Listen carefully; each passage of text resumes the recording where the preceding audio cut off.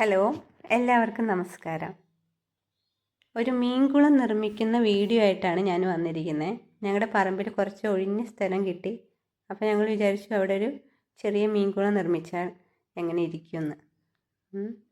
അപ്പോൾ ഒരു 2 കുളം എന്നുള്ള ഐഡിയ ആയിട്ടാണ് വന്നിരിക്കുന്നത്. കാരണം ചെറിയ ഒരു കുളം നിർമ്മിച്ചിട്ട് അതിൽ കുഞ്ഞു കുഞ്ഞു മത്സ്യങ്ങളൊക്കെ കൊണ്ടുവന്നിടാം, മത്സ്യക്കുട്ടികളെ കൊണ്ടുവന്നിടാൻ വേണ്ടിയിട്ട്. പിന്നെ അവരൊരു നോർമൽ സൈസ് ആകുമ്പോൾ വലിയ കുളത്തിലേക്ക് മാറ്റാം. അങ്ങനെ ഹിറ്റാച്ചി വരുന്നതിന് മുന്നേ ആയിട്ട് തന്നെ സൈസൊക്കെ കറക്റ്റ് മെഷർമെൻ്റ് എല്ലാം എടുത്ത് വൈറ്റ് പൗഡർ കൊണ്ട് മാർക്ക് ചെയ്തതിന് ശേഷം ഹിറ്റാച്ചി മണ്ണെടുക്കാൻ തുടങ്ങി. ഇപ്പോൾ അത് ആ കുഴി ഓൾമോസ്റ്റ് എടുത്ത് കഴിഞ്ഞു. ഇത് വലിയ കുളത്തിനുള്ളതാണ്. വലിയ കുളം ഒരു 5 മീറ്റർ നീളം 3 മീറ്റർ വീതിയൊക്കെ ഉണ്ട്. ഇത് ആഴം വരുന്നത് 4 അടിയാണ്. 4 അടി ആഴം വരും. പിന്നെ 1 അടിയോളം മുകളിലേക്ക് വരുമല്ലോ. അപ്പോൾ ഈ മണ്ണെടുത്തൊക്കെ ഇതിനടുത്ത് തന്നെ കോരിയിട്ടിരിക്കുകയാണ്. കാരണം എന്താ വെച്ചാൽ ഇതുപോലെ അതിൻ്റെ സൈഡൊക്കെ ഞങ്ങൾ വേറെ ബ്രിക്സ് ഒന്നും ഇറക്കിയിട്ടില്ല. കുറേ ചാക്കുകൾ വീട്ടിലുണ്ടായിരുന്നു. അപ്പോൾ ആ ചാക്കിൽ മണ്ണ് നിറച്ച് അതിന് ചുറ്റും ഇങ്ങനെ വെച്ച് കഴിഞ്ഞാൽ ഒരു ലോ കോസ്റ്റ് ഐഡിയ ആയിട്ട് തോന്നി. അതേപോലെ തന്നെ പഴയ ചാക്കുകളൊക്കെ കീറി പഴയ തുണികളൊക്കെ വിരിച്ച് ഇങ്ങനെ അതിൻ്റെ സൈഡിലും അതുപോലെ ബേസിലും എല്ലാം നിവർത്തിയിട്ടു.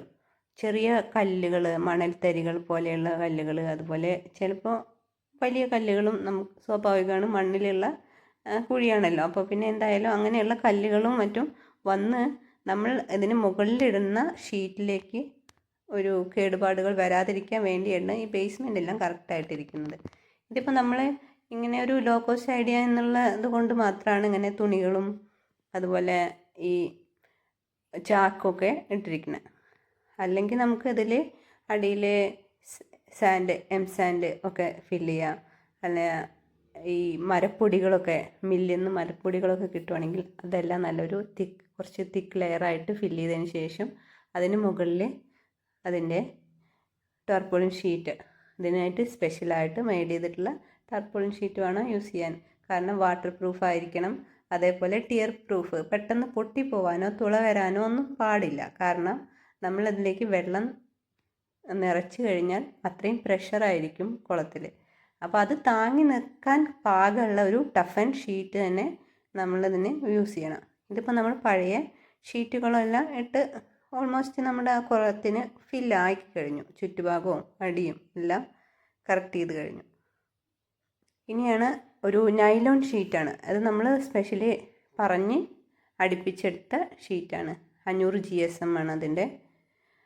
അപ്പോൾ ഇത് നല്ല ടഫൻഡ് ആയിട്ടുള്ളതാണ്. നല്ല വെയിറ്റ് ഉണ്ട്, അത്യാവശ്യം നല്ല വെയിറ്റുള്ള ഷീറ്റാണ്.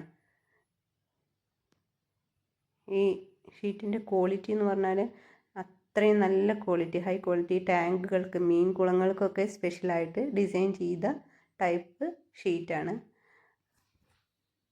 അപ്പോൾ കണ്ടോ, ഇത് നന്നായിട്ട് വിരിച്ചതിന് ശേഷം പിന്നെ നമ്മളവിടെ സൈഡിലൊക്കെ ഇട്ട ആ മണ്ണ് പഴയ ചാക്കുകളിലൊക്കെ നിറച്ച് ഈ ഷീറ്റിൻ്റെ മുകളിൽ നിരത്തി വെച്ചിട്ടുണ്ട്.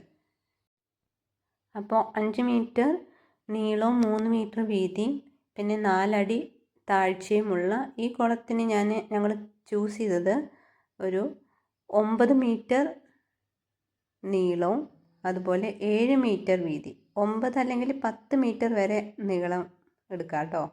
അത്യാവശ്യം കുറച്ച് പുറത്തേക്ക് ഇടാൻ പാകത്തിന് നീളം എടുക്കണം. കാരണം ഞങ്ങൾ ചാക്കായതുകൊണ്ട് പുറത്തേക്ക് ഇത്തിരി വീതി കൂടുതലാണ്. ഇപ്പോൾ ഹോളോ ബ്രിക്സ് ഒക്കെ ആകുമ്പോൾ ഇത്ര വീതി കാണില്ല. അപ്പോൾ അതിനനുസരിച്ച് ഷീറ്റ് ചൂസ് ചെയ്യാം. അപ്പോൾ കുളത്തിൻ്റെ ആഴം പരിശോധിക്കേണ്ട ആളെത്തിയെന്നെ ഒന്ന് ഇറങ്ങി നോക്കട്ടെ എന്നാണ് പറയണത്. അപ്പോൾ ഇറങ്ങിയിട്ടൊന്ന് നീന്തൊക്കെ വേണ്ടി വരും. എന്തായാലും എല്ലാവർക്കും ഇഷ്ടമായി എന്ന് വിചാരിക്കുന്നു. വളരെ സിമ്പിളായിട്ടുള്ള ലോ കോസ്റ്റ് ആയിട്ടുള്ള ഒരു മീൻ കുളമാണ്.